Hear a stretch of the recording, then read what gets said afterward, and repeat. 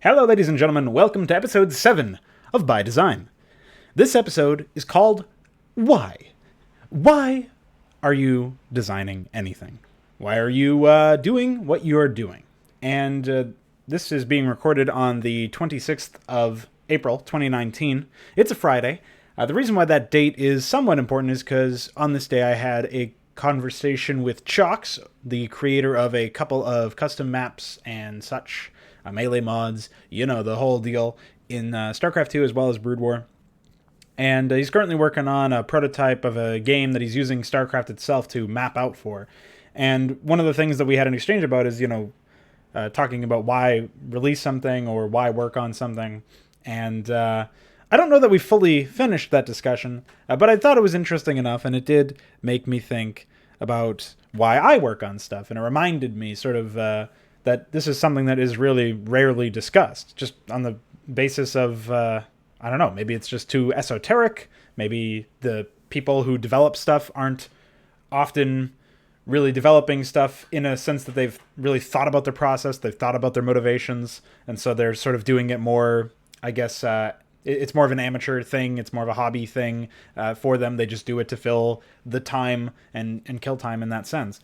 For all I know that is why that happens. I can only speculate as to why people don't talk about their motivations or their desires and how working on custom content or full game development fulfills those desires. Obviously, there's some people who see custom content as a pathway to a career, and people who see video game development itself as more of a job than an exercise of their creative ideas and passions.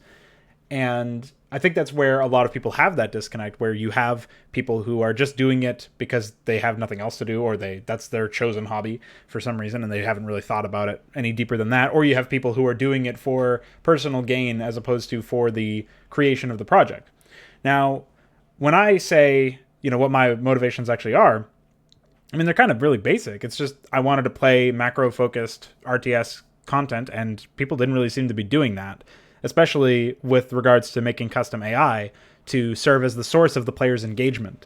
And that was something that very rarely ended up happening in the spaces that I swam in, the circles that I swam in. So, maybe there's some projects such as Mental Omega, perhaps, that I have missed in my journeys, and I am going to seek to rectify that, where I've sort of scoured all corners of the RTS worlds in order to find something more macro-oriented and more grand in its scope. But typically, you don't see team games. You don't see the stuff that I really like, where you have these massive AI romps and it's in a single-player context. And I mean, it can be multiplayer, cooperative, or whatever as well. But typically, the stuff that really gets to me is the stuff that has the scale and has the scope. It has the mechanics and the skill floor required to really test players and push them to improve. In a player sense, but also doesn't sacrifice that atmosphere that really I think only a single player experience can provide, just by virtue of you not having to, remove some of the mental aptitude that you're using to engage with the game's atmosphere so that you can communicate with your ally. Now, it may very well be that I find out that it's possible to achieve something similar or maybe something different, but still in the same context as what I'm talking about now. With a multiplayer environment, and maybe that's something that I will test with Hydra or some other standalone co-op projects. But typically when I make co-op stuff, it's more so for the tech demo aspect of them. It's more so to refine my skills as a level designer, as an AI programmer, as whatever else you want to call it, as a modder in general, and less so to really serve an end of the project itself. Like usually, even though I have made a video specifically discussing the process over product debacle or debate, it still does bear repeating that you do want your projects to be good. Obviously, that's just a desire that is deep within you if you're making something. Typically, you're not making something, at least, again, if you're thinking about why you're doing what you're doing, you're not generally making stuff just for the sake of it being a tech demo. It really takes a strange level of abstraction in my head to make me say, I don't really care that much about the quality of a project. I just want to see if what I'm looking for is possible. And that sort of risk assessment mentality. Even when I was working on my Warcraft 3 project, which I certainly still have interest in doing, but I don't really have the time to dedicate to it right now, I still wanted it to be high quality, even though I was expressly testing whether or not it was even possible to make something high quality in that engine. And that's where, you can see it's really ingrained into my persona, into my, who I am as a designer, to try to make something that stands on its own legs and doesn't need to have the caveat, the asterisk, that this is just a tech demo. This isn't representative of, a released product, basically, that is supposed to stand on its own. It's just a demonstration of what's possible with the engine, or what's possible in the genre of what I'm trying to make. And this is where Chalks' discussion with myself came in, because he was talking about, I ended up bringing up the limitations of StarCraft's engine in the context of an RPG scene or genre. And that's always an age-old debate in the Brood War modding community, or it's not even really modding community, because very rarely would you see RPGs that had any mod elements to them. The most you would get is some EUDs. And, it was a heavily contentious point in the more public circles like Stardit.net or whatever, where people tend to value maps over mods generally because of some, I don't know, I think it's a sickness personally, but they got something going on there where they think that they're going to, revive Battle.net with their map or something. So they have to make sure that it's compatible with Battle.net and not something that you could just run an EXE for and connect to iCup or something else. I will admit that, especially with 161, it is a little more difficult to make something that you're going to guarantee a player base can use in that context. But player bases were actually one of the points that we discussed, where Chalk said that without a player base, he had no interest in really making anything or finishing it. He would make stuff, but he would leave it in the prototype phase, where he would be able to play it himself and fill in the blanks and not really need to worry too much about, whether or not it was polished, or if it had all of the bugs removed, and if it was, ready to be played by a general audience.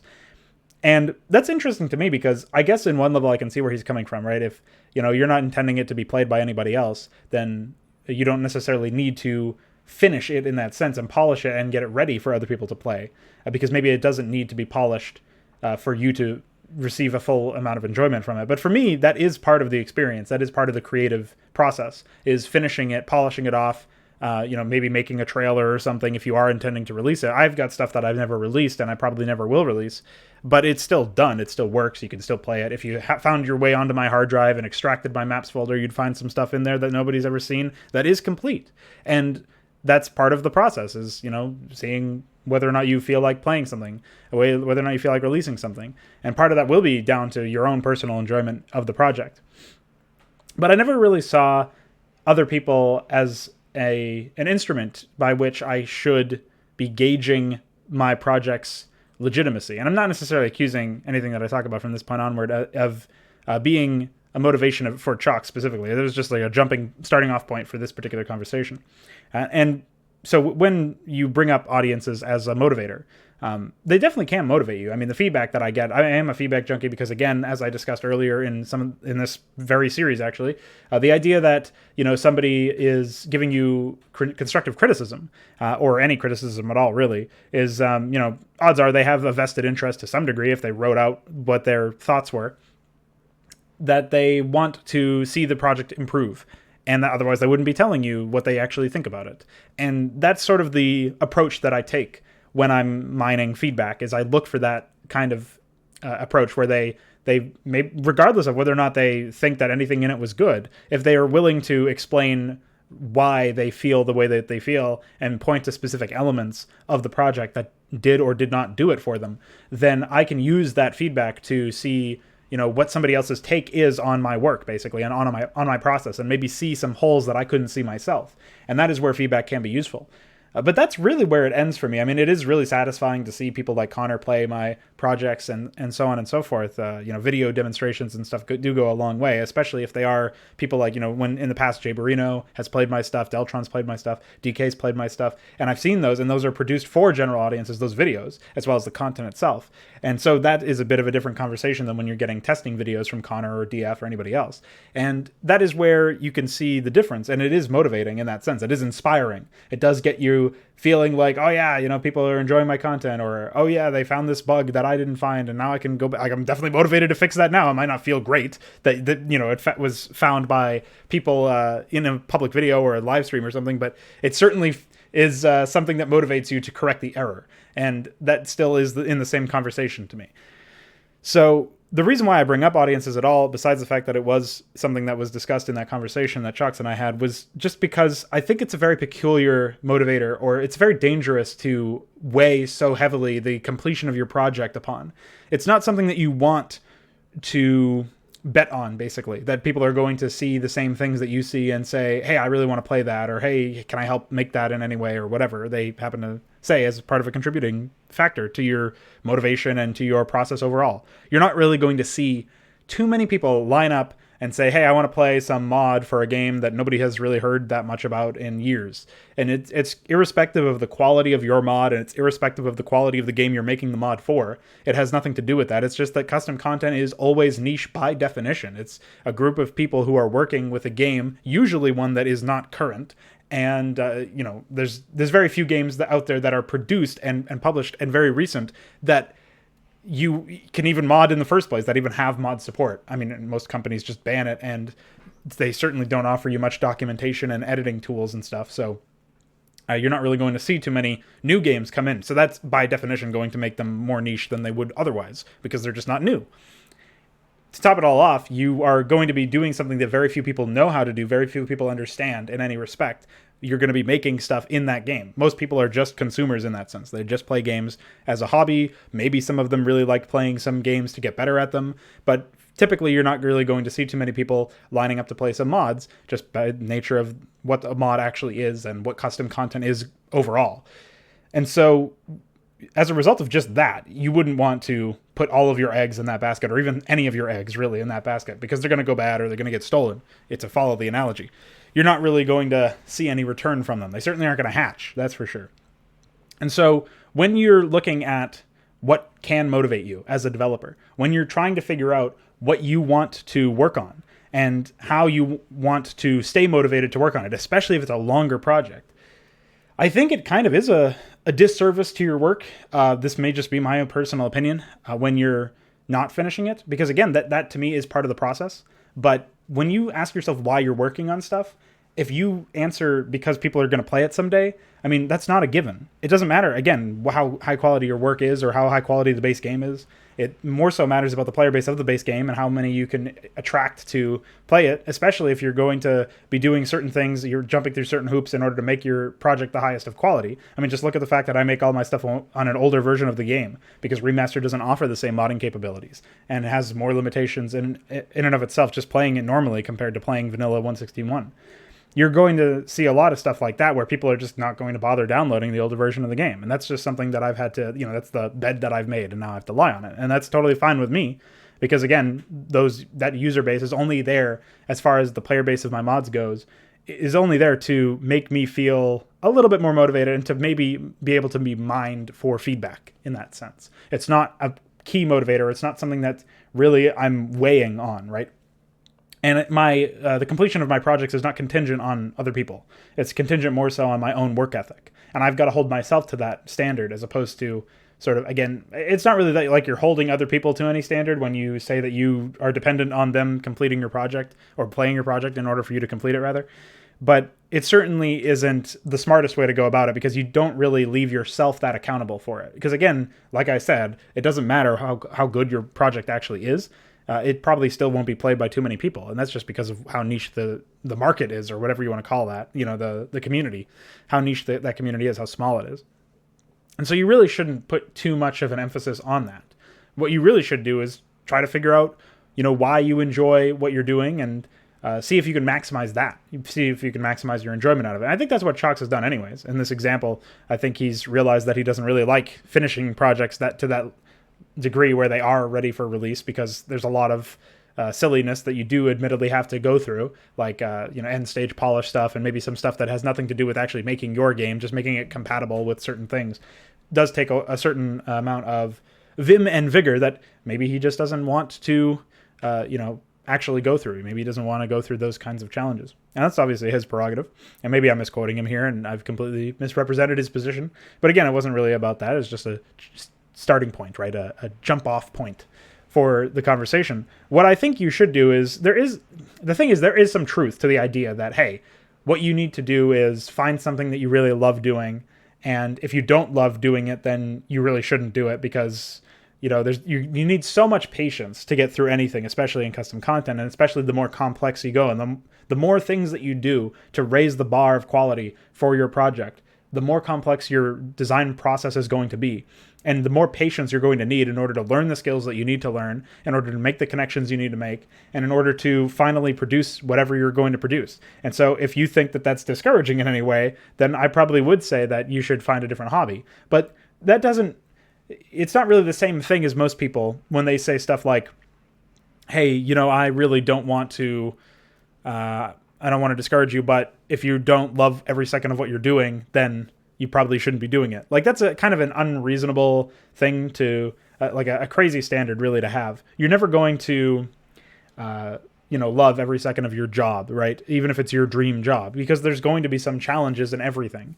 And you have to get through those challenges one way or another. You just have to have some part of your process and some part of your philosophy as a human being, let alone a developer, understand that you have to suffer some hardships in order to produce anything of quality.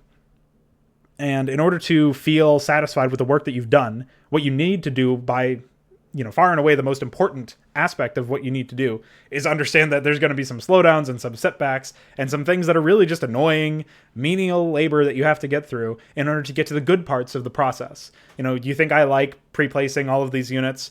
Actually, I do kind of like pre-placing all the units in my maps, but do you think I like, making sure that they're all in the right place and then in the right index and then, logging them and then putting them into the AI script? I mean, that's not the most thrilling aspect of writing AI and designing a level in general, but that doesn't mean that I can skip that, because that's an integral part of how you set up an AI that functions the way that I want it to function. And so you can't really, at this point, you're trying to have your cake and eat it too. If you want to skip all of the hard stuff or even any of the hard stuff, there's certainly ways that you can optimize your process. You can definitely make it so that you are improving your just the way that you actually produce content and the way that you tackle a certain challenge. Maybe you can make yourself optimize your process like 5% or 10% here, so that that thing that you really dread doing all the time is a little bit more easy. You can improve your technique in that respect.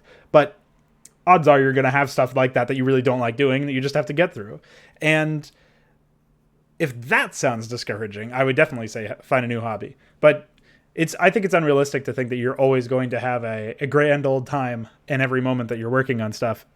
I feel like I did to some degree, not to that extreme degree, obviously, because that's taken to a hyperbolic state just by virtue of it being a discussion point. But I think that a while ago, I definitely felt that way. I felt like I should be having fun working on stuff that is incredibly menial but required. And so that made me think that maybe it wasn't required, or maybe I was doing something wrong with my process because I wasn't enjoying it. But really, it's just something that comes with the territory. You just got to figure out whether or not you feel the return is worth it, and the good parts and enjoyable parts of that creative process are worth the more menial parts that are indeed required, but certainly not nearly as enjoyable. So I guess I'll just leave us at that. Kind of an all over the place by design video, but hopefully it was enjoyable. Hopefully it made you think about why you create stuff. And if you don't create stuff, you're just listening to this because you find it easy on the ears or whatever, then I would say maybe it made you think a little bit more about what the average creator must go through when they're working on stuff. Like I said, I actually don't know if too many people have thought about why they make stuff. I'd be interested in hearing some of our developers that are, listening, if they could share why they make it and what their motivations are. I know some of us are very, very busy with extracurricular activities that have nothing to do with content creation.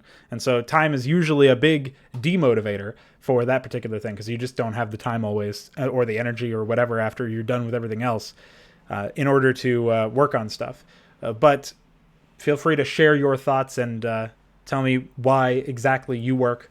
And just answer the question in the title of the video. Do I need to say any more? I don't think so. Thanks very much for listening, and I will see you guys on the next video or live stream. Goodbye.